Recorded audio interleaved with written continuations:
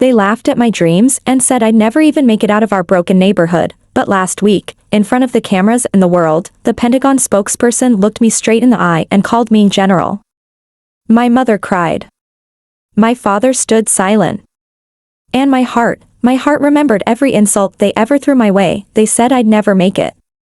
Not my classmates, not the neighbors, but my own family. My father used to look at me like I was wasting space. My brothers? They'd laugh every time I mentioned anything about the military, saying I couldn't even do a single pull-up, let alone lead soldiers. I wasn't the strongest, the fastest, or even the smartest, but deep down I carried something they couldn't see, an unbreakable will. I grew up in a neighborhood where dreams died early. You either followed the cycle or got crushed trying to escape it. I didn't want to end up working dead-end jobs, coming home exhausted, settling for just enough. I wanted purpose, structure, honor. I used to stare at the American flag outside our rundown school building and imagine myself in uniform, not for recognition, but to serve, to rise above the life they thought I deserved. Every night, while they slept or argued or drank themselves to sleep, I read about military history, Patton, Eisenhower, Powell. I studied their paths, their strategies, their discipline. It wasn't fantasy, it was fuel. I kept it all to myself because I learned early that sharing dreams in a room full of bitterness only invites more hate. At 17, I started training in secret, push-ups, pull-ups, running in the cold, anything to prepare my body for boot camp. I forged my own schedule, ate cheap protein, avoided trouble, and stayed invisible. On my 18th birthday, I walked into the recruitment center and signed my name. No one celebrated. My father didn't even look up from his beer. You'll be back in a month, he said. But I wasn't. Boot camp was hell. The shouting, the exhaustion, the doubt, but it felt like home to me. For the first time, effort meant something. No one cared about where I came from. They only cared if I could push, endure, and lead. I took every opportunity to rise, every extra drill, every late-night guard duty, every leadership rotation.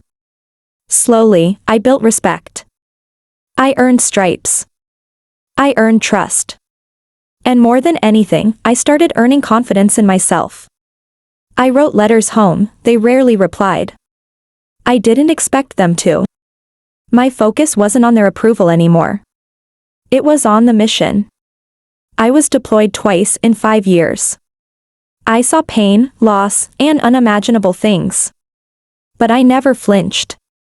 I rose through the ranks, not because I wanted medals, but because I wanted to protect the men and women who stood beside me. I wanted to be the kind of leader I never had growing up, someone who believed in you, even when no one else did. When I got my captain's pin, I mailed a photo home. No one responded. But I didn't send it for them. I sent it for the younger version of me who sat in the corner of that broken house, listening to insults, holding on to a silent dream. I wasn't there to prove them wrong anymore. I was there to prove myself right. And that journey had only just begun. Years passed, and with each promotion, I found myself becoming the man I once only imagined. The responsibilities grew heavier, the decisions harder, and the stakes higher, but I carried them all with the weight of my past reminding me why I could never fail. I led troops across continents, coordinated high-level missions, and sat in classified briefings I once thought only existed in movies. Yet through it all, I kept quiet about where I came from. My file said a decorated officer, but it never said, son of a broken home, or, the boy they said would be nothing. Still, those memories followed me like shadows, never far behind. Then came the day I never expected. I was summoned to the Pentagon for a closed-door meeting. I assumed it was another assignment, maybe another deployment, but when I walked in, I was greeted by a room of senior officials, all standing. One of them smiled and said, "General, welcome." It took a second for me to realize they were speaking to me. Me. The title felt heavy, unreal. But it was real. I had been selected and confirmed for promotion. It wasn't just a rank. It was a symbol, a full-circle moment of silent redemption. A few days later, during the official announcement, the Pentagon spokesperson stood before the national press and introduced me by my new title, General Marcus R. Daniels. Cameras flashed, applause echoed, but in my ears, all I could hear were the old voices of doubt from years ago. My father's words, my brother's laughter, the silence from my mother. After the event, something unexpected happened. My family, who had barely spoken to me in over a decade, showed up. My father looked older, smaller than I remembered. My mother's eyes welled up as she tried to speak but couldn't find the words. My youngest brother stood awkwardly beside them, dressed in a suit 2 sizes too big, fidgeting with his tie. I didn't know what to say, but I didn't need to say much. I simply walked over, extended my hand to my father, who took it slowly. I was wrong, he muttered under his breath. You did it. I nodded. Not in arrogance, not in spite, but in peace. I had already forgiven them long ago, not for them, but for me. That day, I didn't just earn a title. I closed a chapter.